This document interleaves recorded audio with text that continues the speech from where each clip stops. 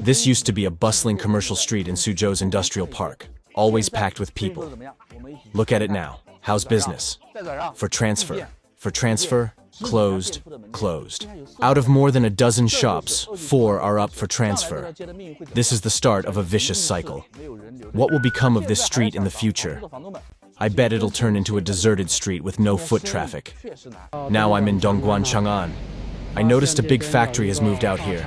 It's called Jiarong, and even its signboard has been removed. This is the Jiyong factory. Right now, a lot of things are being dismantled, and most of the workers have already moved out. The office area is completely empty. China is currently witnessing a wave of large-scale factory closures, with even major industrial hubs like Suzhou, Guangdong, and Shenzhen facing severe challenges. These once thriving industrial cities are experiencing an unprecedented collapse, symbolizing not just the decline of urban centers, but also a shift in an era. Turning our attention to Suzhou, a city renowned for its long history and impressive manufacturing strength, we see a stark contrast to its past glory. Suzhou, once dubbed China's strongest prefecture-level city, was celebrated for creating 500 billion yuan industrial chains, and being the first prefecture-level city to exceed a GDP of 2 trillion yuan. But it is now in a steep decline. Despite years of attracting a large workforce, the recent years have seen a dramatic downturn. Locals candidly said that the employment environment in Suzhou has deteriorated significantly this year, affecting employees and business owners alike, particularly in the manufacturing sector. Numerous factories have shut down. This is a stark change from the past. A prominent example is the closure of Suzhou Huaxing Machinery, a 17-year-old electromechanical giant. Despite having a solid reputation and technological expertise within the industry, the company could not withstand the changing economic climate and increased competition. Its orders declined. Despite various measures like cost reduction and marketing expansion, Huaxing Machinery could not reverse the worsening business situation and ceased operations on November 16th, laying off all its workers. In mid-November, another major player, Suzhou Sifeng Electromechanical, announced its dissolution, effective December 18th, 2023. Due to market impacts and a broken capital chain, the company has been struggling to stay afloat since February of this year. Many Chinese lament the current plight, wondering how many factories and physical businesses, like Sifeng Electromechanical, are silently disappearing in this harsh winter. Questions arise about whether these enterprises will witness a resurgence in the future. It's not just Sifeng Electromechanical, many well-known foreign enterprises are also exiting. The Suzhou Industrial Park, long considered the economic core of Suzhou, is observing a mass exodus of foreign businesses. This trend is drawing widespread concern. Previously, around 2010, the Suzhou Industrial Park attracted numerous foreign enterprises, serving as a local economic powerhouse. However, these companies are now desperately fleeing. Of note is the closure of major Japanese firm Datong Electrician, announced on September 4th. Similarly, Japanese-owned Hitachi Displays, a key player in the mobile display screen industry and established in 2000, has now been taken over by Yangsheng Display Technology for transformation into an integrated office building. Samsung Electronics Semiconductor, a pioneer in the semiconductor industry and one of the Korean companies with the best employee benefits, has relocated. French cosmetics giant L'Oréal has also exited. Tengfei Industrial Loft has been converted into a CBD office building, housing several apparel companies like Adidas and Zhengxiang Center. This series of withdrawals highlights the grim economic situation in Suzhou. The departure of foreign enterprises not only impacts local employment and economic vitality, but also raises concerns about the region's economic prospects. This trend could profoundly affect the industrial landscape and economic ecosystem of Suzhou and surrounding regions. Some netizens shared their inside knowledge, such as the situation at Flex, a Fortune 500 company, is also struggling, and other companies that are barely holding on. This video footage shows Suzhou's Jingshan apartment commercial street, once bustling with activity, now lined with closed shops, reflecting the changing economic landscape. This must be the west entrance. Before, all these buildings were draped in clothes, but now there's hardly anyone around. The whole place feels deserted. The shops here are all shut. The doors of the first few are closed. Around here, all the shops are closing down due to expired leases and selling off at a loss. None of these shops are open. Where have all these business owners gone? Or have all the workers left? They've got no business and high rent. So many just can't hang on. Look at this row of shops. There are over 20, and more than half are closed. This place used to be lively at night, especially since many employees from ASUS lived here. There were about 60 to 70,000 people working at the factory. Now I hear many employees have left, and only about 20 to 30,000 remain. The person taking the video remarks that earning money this year has become extremely difficult, with ordinary citizens struggling to make ends meet and brick-and-mortar stores unable to survive. Some predict that in 5 years, Suzhou will have significantly fewer residents, as people from other regions will likely return to their hometowns for other opportunities. A worker recalls that in 2011, public transport stations were crowded with people waiting for buses, but now buses are far from full, indicating a sharp decline in population. Despite these challenges, some netizens remain optimistic, believing that the departure of low-end factories will pave the way for high-end enterprises, aligning with Suzhou's aspirations and expectations. However, reality presents a different picture. The Chinese Communist Party's hefty fines without explanation and the vaguely worded anti-espionage law have created significant upheaval in the Western business community. Many enterprises now view China as an unsuitable investment destination due to heightened risks. According to a 2023 survey by the U.S.-China Business Council, over one-third of American companies reduced or suspended their investment plans in China over the past year, citing geopolitical and domestic policy concerns as major issues.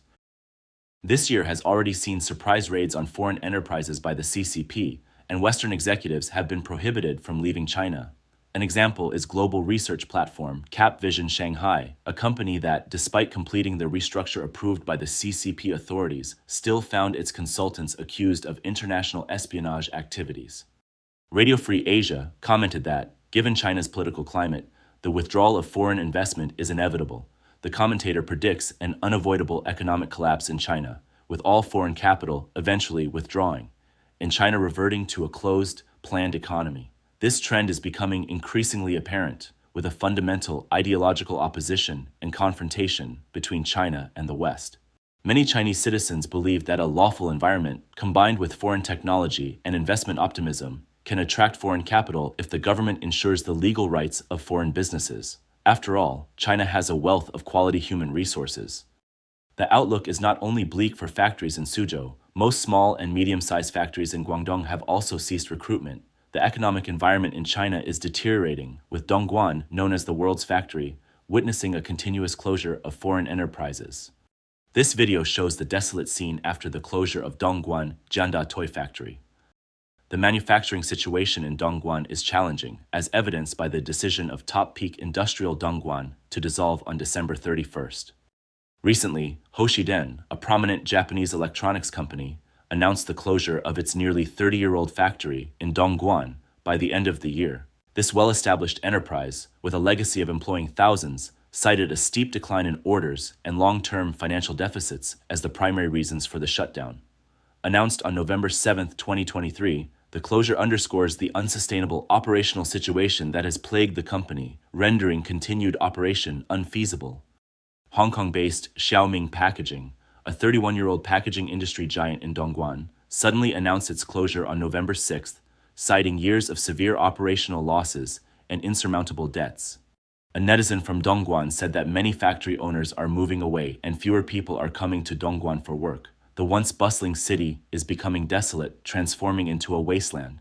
Ms. Shen, the owner of a restaurant in Hojie, Dongguan, expressed her frustration, noting that many factories and stores are facing similar challenges. It's not just in one district, city, or province. Business closures are happening everywhere, she said. The 3 years of the pandemic have made it impossible for everyone to cope, including my child, whose factory can no longer operate. Even deliveries are being returned. We have no choice but to accept this. Reports in August indicated a wave of company closures in Dongguan, with a noticeable increase in small-scale business shutdowns. For example, the Taiwan-funded Dongguan Pushichi Furniture announced on August 1st that it would cease operations due to continuous losses. 10 days later, Dongguan Xingming Garments decided to close due to a sustained reduction in orders. On August 15th and 18th, Hong Kong-funded Cement and Cimatelex also announced their closures. Previously, on May 26th, another Hong Kong-funded enterprise in Dongguan Minghai Dyeing Factory had declared a shutdown. Additionally, this year, 460,000 private enterprises in China have announced closures, matching last year's figures. Analysts believe this series of business closures highlights the difficult economic situation faced by China's private enterprises. Decreased orders and continuous losses are making it impossible for businesses to maintain normal operations. Currently, foreign enterprises are adjusting their business strategies in China, shifting focus to Southeast Asian countries. Despite nearly 100 policies released by the CCP government in the latter half of the year to support the private economy, foreign and private enterprises still face varying degrees of red tape in practice. The withdrawal of foreign enterprises from China is expected to have a significant negative impact on the country's development. Commentators, citing Radio Free Asia, note that economic decoupling between China and Western countries is an inevitable trend. It's important to recognize that China's loss of technology, markets, and orders from Europe and America, and its relinquishing of the world factory status to Vietnam and India, is just the tip of the iceberg. More critically, the CCP is facing a massive debt crisis encompassing domestic and foreign debt, and liabilities in both the yuan and the dollar. This debt crisis spans the central government, state-owned and private enterprises, various levels of local governments, and the general population and consumers, pushing the entire nation into a debt quagmire. This debt dilemma is likely to trap the Chinese economy in a prolonged negative cycle.